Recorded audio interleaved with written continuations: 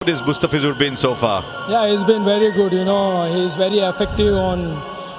মুস্তাফিজুর রহমানকে গালি দিয়ে চরম ভুল করেছিলাম। দর্শক, ফিজের বিদায় বেলায় সংবাদ মাধ্যমে এসে একই বলল রবীন্দ্র জাদেজা।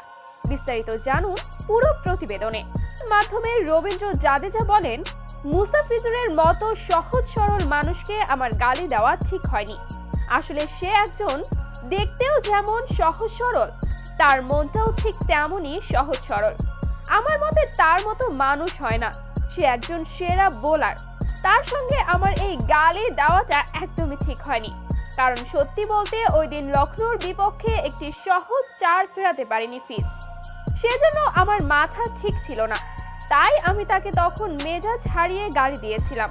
তবে এখন বুঝতে পেরেছি আমার এমনটা করা আসলেই ঠিক হয়নি, আর তাই এখন আমি মুস্তাফিজের কাছে ক্ষমা চাচ্ছি। তো দর্শক, আপনাদের কি মতামত? এবারের আইপিএল আসরে মুস্তাফিজকে কি পুরো আসর খেলার ছাড়পত্র দেয়া উচিত ছিল বিসিবি? জানিয়ে দিবেন এই বিষয়ে আপনার গুরুত্বপূর্ণ মতামত ভিডিওর কমেন্ট বক্সে। ধন্যবাদ।